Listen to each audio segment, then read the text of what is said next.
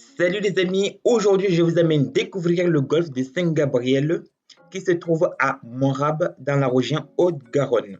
Donc nous on va partir sur le 9 trous. Sur le domaine on trouve deux parcours, un 9 trous et 6 trous compacts et nous allons partir sur le 9 trous.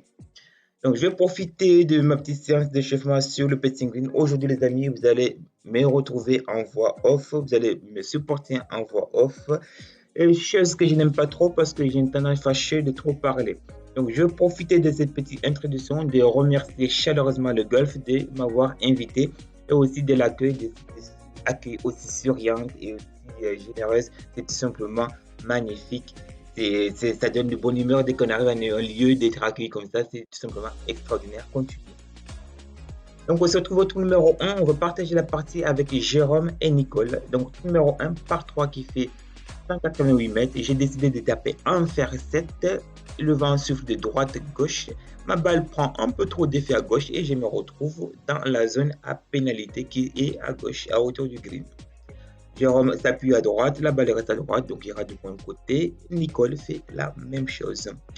Donc, comme je vous ai dit, vous allez voir, je vais trop parler. Donc, on avance et vous voyez cette petite zone à pénalité ici qui réceptionne les balles qui sont un petit peu égarées à gauche.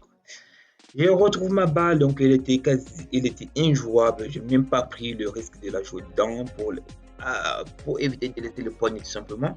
Surtout que, voilà, j'ai la drop du coup et je me suis dit de la faire tomber à l'entrée du green pour la laisser rouler parce que le terrain descend.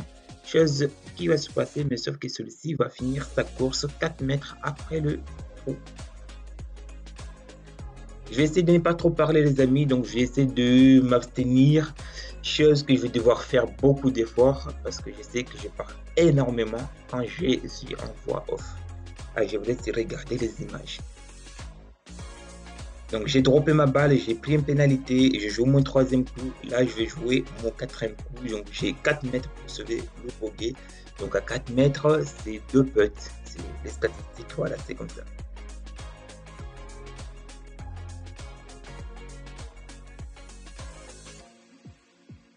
Observez la beauté là, c'est tout simplement. J'ai un putt qui monte tout droit. Il faut juste trouver la bonne vitesse. Ma balle sautille un petit peu et s'arrête avant. Alors là, peut-être on va avoir pas mal de putts qui vont sauter tout simplement parce qu'on est en pleine période où le pâturin va pousser. Donc c'est mon trou numéro 2, un par 4 qui fait 320 mètres. Jérôme s'appuie à droite et je n'ai pas pris le patator là parce que ça ne sert à rien. J'ai pris mon fer 2 et vous allez voir la distance est tout simplement extraordinaire. Il y a le vent qui pousse. J'ai joué un fer 2 pour m'arrêter avant, à 60 mètres avant le green. Tout simplement parce que la réception était un petit peu étroite. Et là, regardez-moi cette beauté. Alors, je vais profiter aussi. Donc là, on est sur la partie bas. On a les 3 premiers trous, c'est ceux au golfe de Saint-Gabriel, sont en bas. Et les restes sont en hauteur. Donc après, on va muscler les jambes. Allez, je vous laisse observer cette paysage tout simplement.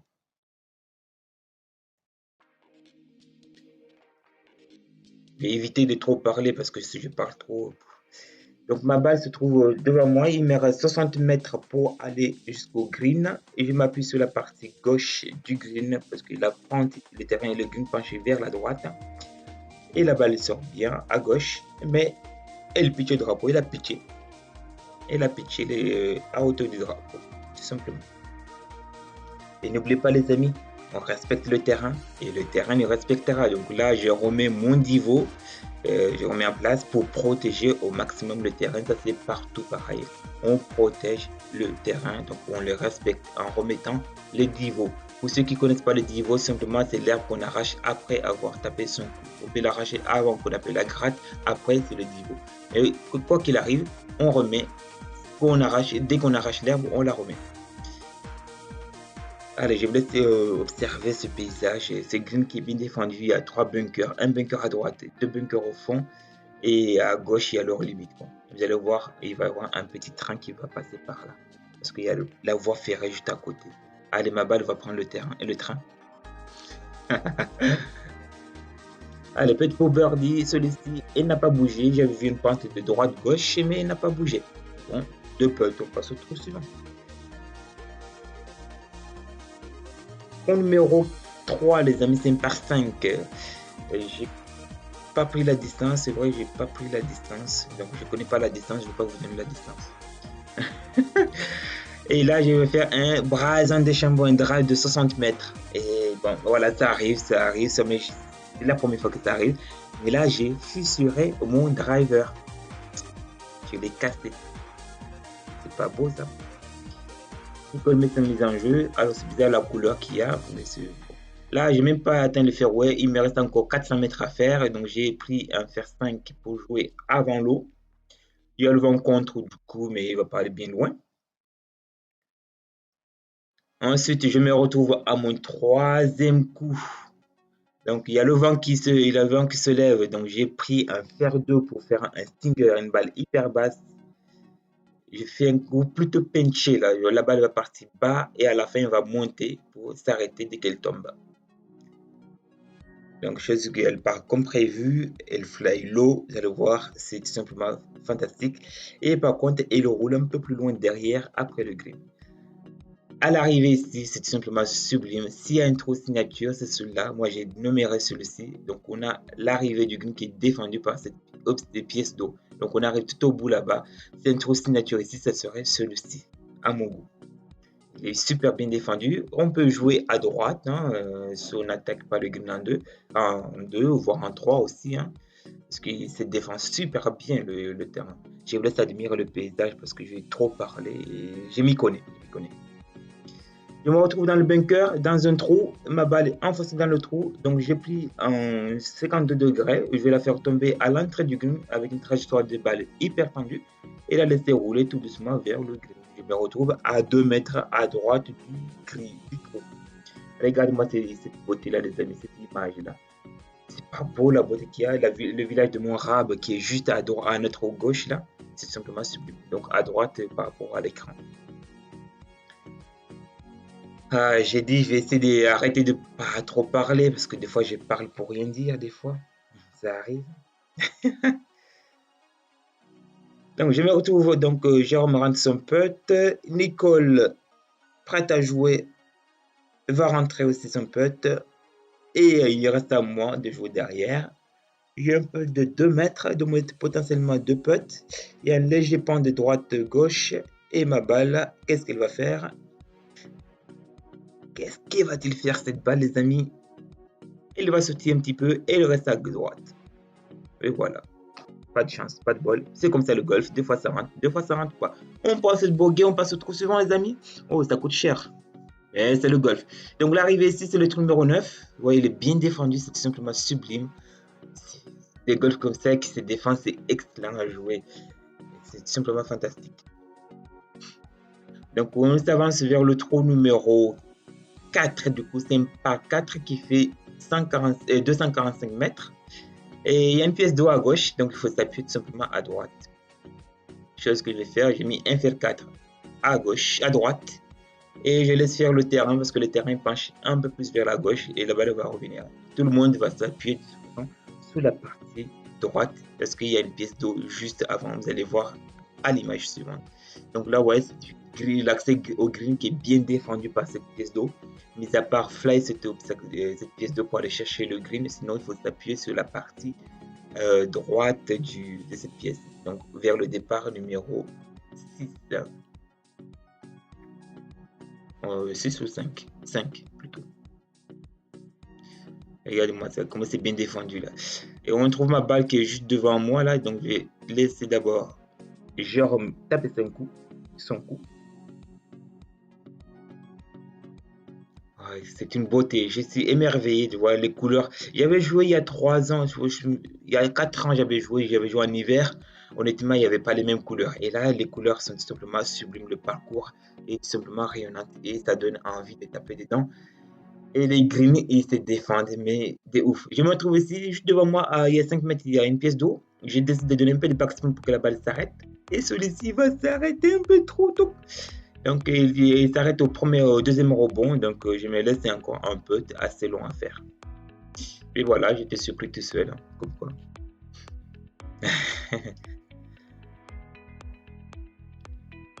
Donc, jusqu'à là, tout va bien. On a ce putt pour le birdie, les amis.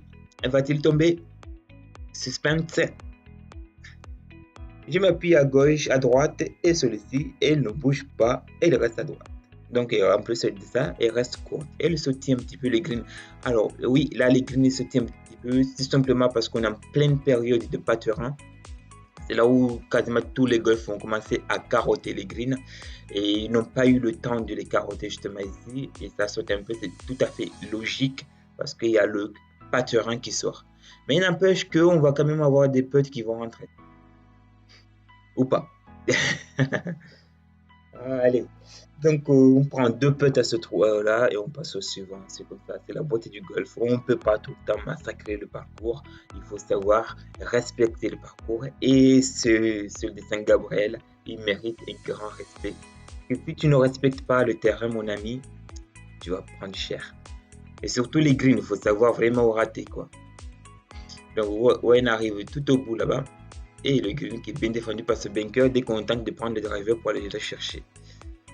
Allez, next, au trou numéro 6. Pourquoi je dis trou numéro 6? Pourquoi je suis abonné directement au 6? Ah, parce que c'est passé des merveilles au 6 alors. Donc au trou numéro 5 là, ça monte et ça monte, ça monte. Là, c'est un par 4 qui fait 295 mètres, mais rajouté comme si c'était un par 4 qui fait 330 mètres.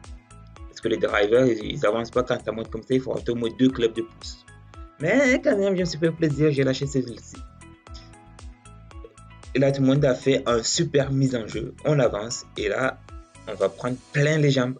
Ouais, je sais, je ne sais pas si ça se voit à la caméra, mais là, ça monte sévère. Allez, second coup de Jérôme. J'essaie de me reposer en même temps pour ne pas trop parler. Si vous avez des questions, les amis, n'hésitez pas à les laisser en commentaire. Et oui, laissez vos commentaires. Posez-moi vos questions en commentaire. Et en même temps, ça fera objet d'une vidéo, au pire des cas. Alors, eux aussi, je vais profiter de là. Donc, j'ai de cette voix off. C'est vrai, je ne mets pas beaucoup de vidéos sur, la chaîne, mais simplement parce que j'ai pas trop le temps. Savoir que je travaille derrière. Et c'est un grand plaisir de partager des moments avec vous comme ça, des vlogs comme ça. Mais je ne vous garantis pas de mettre des vidéos une fois par semaine, hein. Donc voilà, ce ne sera pas possible en tout cas. Donc j'essaierai déjà d'en faire au moins minimum un vlog par mois ou voire 2 vlogs par mois. Et après, voilà, si je peux en faire plus, j'en ferai plus. Sinon, ben, je ferai avec quoi. Donc je sais que parce qu'il y en a plein qui me disent ouais, pourquoi tu mets pas de vidéos, ouais, quand est-ce que la prochaine vidéo. Donc je profite de cette paysage pour vous expliquer que je travaille en même temps entre temps, je suis moniteur de golf en même temps et donc j'ai un boulot derrière et ça demande du temps le montage et tout simplement quand dès que j'ai l'opportunité de jouer sur un golf et que j'ai le droit de vlogger, ben, c'est avec un grand plaisir de le faire, quoi. Donc j'ai trop parlé. Je vous ai dit que j'allais trop parler. Donc je ne vous ai même pas expliqué ce trou-là, mais vous avez pu voir à l'image, hein. Ah là là, la voix off, hein. Donc là, j'ai pris un part du coup là. Donc je reste à plus 3. Trou numéro du coup 6. J'en ai trop parlé. Pourquoi j'en ai trop parlé? Ben, vous allez voir ce qui va se passer. Donc là, il y a le vent. Il y a un sévère vent. J'ai décidé de jouer une balle passe et m'appuyer sur la partie gauche parce qu'à droite, il y a le bunker. Mais ma balle, elle a trop tourné à gauche. Et du coup, c'était hors limite. J'ai mis une balle provisoire. Cette fois-ci, je la joue vers le bunker. Tant pis si ça reste dans le bunker. Je sais que le bunker, c'est le coup le plus simple à jouer. Ce sera beaucoup plus facile à réaliser. Alors, pourquoi je joue vers le bunker, pas directement sur les greens? Parce que si la balle est passe, quand on tombe sur les greens, et c'est un tambour, elle va continuer de dérouler derrière parce qu'elles sont coquins ces greens-là. Je n'ai pas trouvé la première balle. Donc, on est dans le bunker. Sortie des bunkers, la balle qui spin. Et voilà. En plus, elle était bien enfouie dans le bunker. Je vous laisse admirer les images. Et là, j'ai raté mon putt. Elle saute. Elle saute. Il y a le pâturin. Alors, peut-être je peux être mal aussi, hein. Il n'y a pas que les greens. Mais je m'entraîne, je m'entraîne, je m'entraîne. Il va y avoir de belles surprises dans quelques mois, peut-être. Peut-être. C'est cela, le temps nous le dira. Donc là, je me ramasse un triple bogey, donc je passe à plus 6. Est-ce que je joue mal au golf? Est-ce que je vais devoir aller faire une séance de putting? Est-ce que je vais devoir passer mon temps sur le putting? Eh bien non. Alors, on se trouve au trou numéro 7, ça. Oui, trou numéro 7. et le drive va être monumental. Alors pourquoi ce drive il est tout simplement énorme? J'ai décidé d'attaquer, il y a 375 mètres et là je fais 360 mètres, tout simplement parce que ça descend et comme ça descend, ça vole plus et quand ça vole plus, ça roule un petit peu plus et ça fait des distances monumentaux. Et après j'ai appris qu'à gauche il y avait hors limite. Oh, j'étais passé un petit peu trop curieux. Et bon, je vous laisse découvrir la surprise derrière. Il y a une surprise. Regardez-moi les amis comment ça descend là. C'est pourquoi là, le driver a flyé énormément. Donc c'est une distance anormale, je sais. J'en ai fait quelques grands drives, mais pas aussi prononcés. Et bientôt. Regardez-moi cette beauté les amis. Je vous laisse admirer et je ne parle pas. Silence, ça tourne.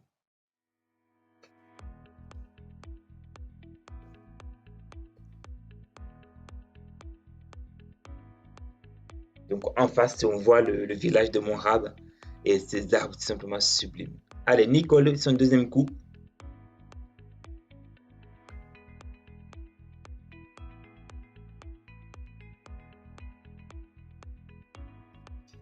Donc la balle tombe dans le bunker et rebondit et ressort et reste juste au bord du bunker. Beurre du pet à suivre. Et moi, je me suis retrouvé juste là. J'ai fait un énorme lob shot pour arrêter la balle, mais celui-ci ne va jamais s'arrêter. Ça descend tellement, il est coquin, c'est green. La prochaine fois, si je vais jouer, honnêtement, je prendrai un fer 3 et après un coup de sandwich derrière. Mais je ne la jouerai pas avec le drive cette fois-ci. Parce que c'est impossible d'arrêter l'approche derrière. Là, j'ai mis un énorme lock shot quand même. Regarde le paysage, regarde moi c'est dénivelé du green. Là, ça descend énorme. Même Jérôme se fait un petit peu piéger là. Allez, après cet excellent coup de Nicole, on va voir le putt. Et il va nous rentrer le bird de la partie, une ficelle qui est énorme.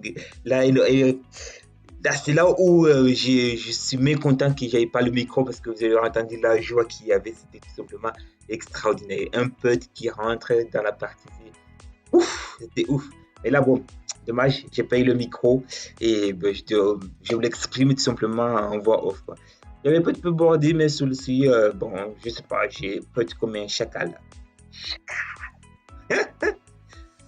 Bon, je vous ai dit que j'allais trop parler. Donc, si je parle trop, c'est normal. Je parle trop. Je m'abstiens à ne pas parler, mais pourtant, je parle quoi. Je vous laisse admirer les paysages, c'est tout simplement royal. Au loin, lointain, là-bas, on voit l'autoroute. Mais bon, on n'entend rien du tout. Donc, si vous souhaitez, alors, parce que je vois souvent des commentaires sur les autres chaînes, oui, tu parleras du prix. Alors, si vous voulez avoir plus d'informations sur le golf, vous pouvez vous rendre directement sur le site du golf. Ils ont un site extraordinaire avec des informations qui sont claires et nettes. Donc, on se retrouve au trou numéro 8, impact 4 qui monte. Donc là, on a descendu, là, on monte. Et il y a le vent, j'appuie à droite, mais la balle n'est jamais revenue. Donc, on se retrouve avec une situation derrière qui est un peu délicate. Vous allez voir. Second coup, ben, il faut la faire basse dans le rough. Ben, un coup impossible à réaliser, quoi. Même le maître du jeu. Là, je l'ai fait basse comme j'ai voulu et je l'ai vu la faire rouler, mais comme on était dans le rough, la balle a été freinée dans le rough, donc elle est restée courte. Et là, les greenies, ils montent. Et Nicole nous plante le drapeau avec cette belle approche, tout simplement sublime. Là encore, il y avait une émotion. Et encore, dommage qu'il n'y avait pas le micro, mais vous avez entendu. Donc moi, j'ai décidé, je cherche à faire tomber la balle basse contre la butte pour qu'elle s'arrête vite. Mais ça ne va pas se passer comme ça. Elle va sortir fort du club et malheureusement un peu plus haute. Et j'ai refait un effet. Ah, vous voyez que ça arrive aussi même au meilleur. Bon, je ne m'estime pas le meilleur, mais ouais, ça arrive même qu'on est bon, quoi. Donc, de temps en temps, il ne faut pas s'énerver quand on rate des coups. Le golf, chaque coup est unique et ne se reproduira jamais. Je parie que la prochaine fois que je vais aller jouer, j'aurai pas ces coups-là, quoi. On prend. Ce qui est simplement extraordinaire, c'est la partie là, Jérôme. Bon, je vais arrêter de parler. Ouais, cette putt-là, j'ai pris extérieur, j'ai pris le putt. Ça descendait, ça descendait, ça descendait, ça descendait, ça descendait, et ça descendait encore et encore. Je me répète. Donc, il me reste un peu de 1m5 à faire. Normalement, il y avait une gauche-droite, et droite-gauche, là, il devait avoir gauche-droite, et la balle n'a pas bougé. Et voilà. Donc, je m'ai fait quoi là déjà? Un double bogey encore? Oh, ça coûte cher. Hein. On est au tour numéro 9. Et là, j'éclate le driver. Je termine le driver, j'ai la fissure complètement. Et c'est comme ça. Ah non, il n'était pas encore fissuré là, parce que je suis reparti rejouer. Donc là, c'est un par 5. C'est un par 5 qui descend. On a mis des bons mises en jeu. Là, on avait fait de super mises en jeu. Ouais, ça a descendu. Regarde-moi ces paysages extraordinaires. En tout cas, merci beaucoup au golf de m'avoir invité. Ils ont un parcours tout simplement sublime. Je pense que quand ça va être carotté, les greens vont être encore extraordinaires. N'oubliez pas les amis qu'à cette période-là, c'est la période où vous allez voir les greens qui vont être carottés. C'est tout à fait normal parce qu'il y a le patron qui va sortir. Il faut les protéger au maximum.